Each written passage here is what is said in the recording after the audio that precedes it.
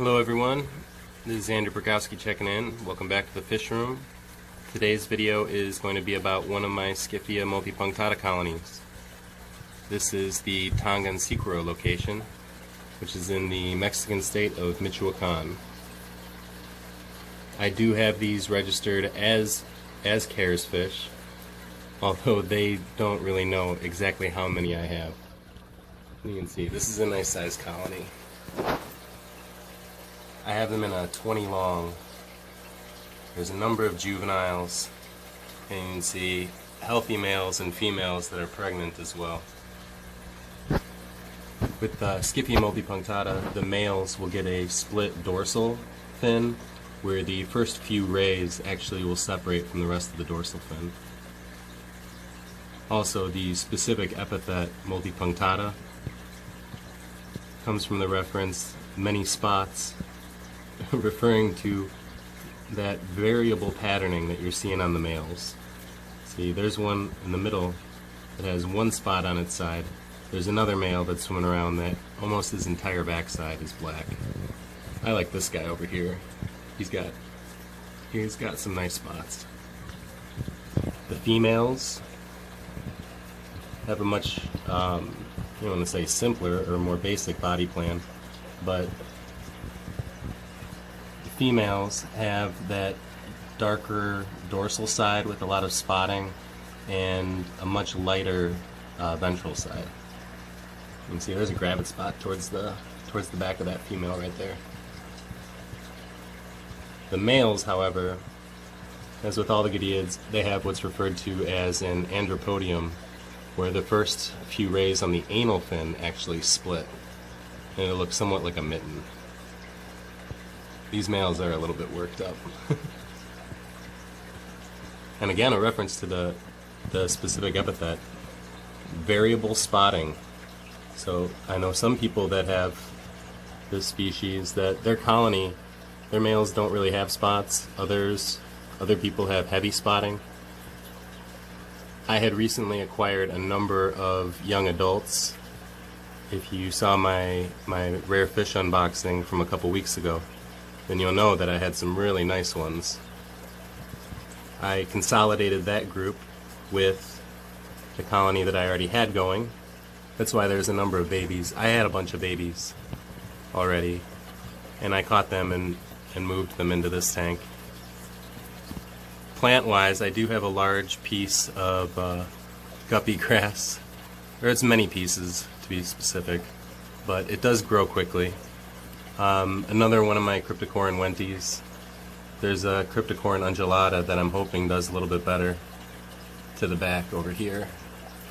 It is a really nice plant when it's growing well, but that's one that I pieced out that's not necessarily thriving. And then down here, all I did was put a stem of Bacopa monieri into a saucer that had some dirt in it and put some rocks to hold it down. And it's growing some stems. So it goes to show just how simple it can be to grow a lot of these plants. I'm not keeping anything high-tech down here.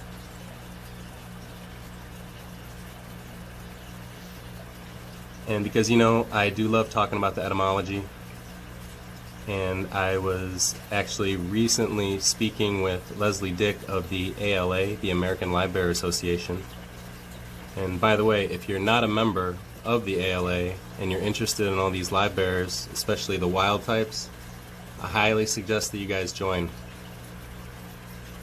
I've met a lot of really wonderful people since I started joining fish clubs, and I'm really looking forward to the next convention that's actually going to be down in Louisville in May of 2019. But anyway, so I was talking with Leslie about the original description of Skiffia multipunctata. It was originally described as Xenendum multipunctatum, and also in that same genus that was erected way back when, you had Xenendum caliente, which is now known as Goodeid atropinus, which is a fairly large herbivorous goodeid that I don't think looks anything like these. So I'm glad that the classifications the systems that we have in place now are a lot more precise.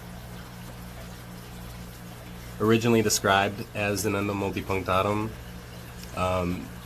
by a guy named Jacques Pellegrin, who was a French zoologist in 1901. Later, I think it was in the 30s, is when it became multipunctata, or Skiffia multipunctata. Interesting thing about the guy that described this fish originally is he, as a much older man, fought with the French resistance against the Nazis in World War II, which is some 40 years after he described this fish. So sadly, he didn't make it through all that. But always so many things worth knowing. That's why I love doing all my research on all these fish, because you never know what you're going to find out.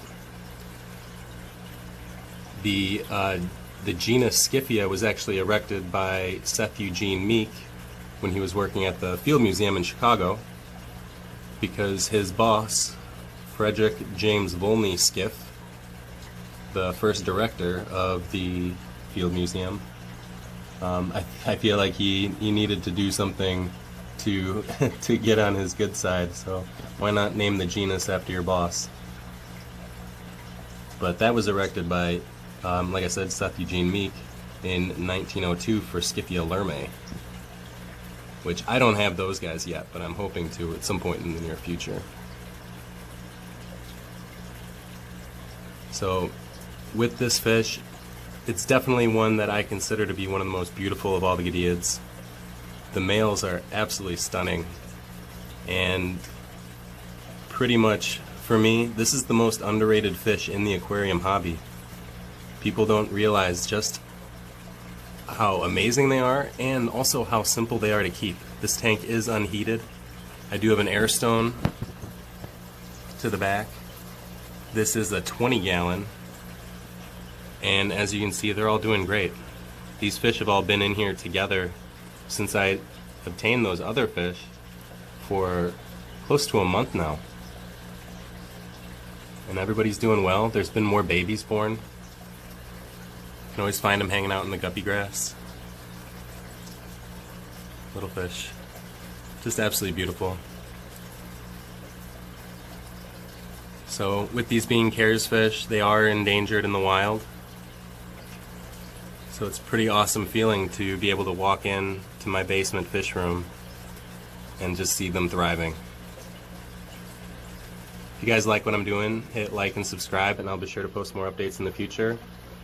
And again, if you haven't joined the ALA, I highly suggest you guys do it.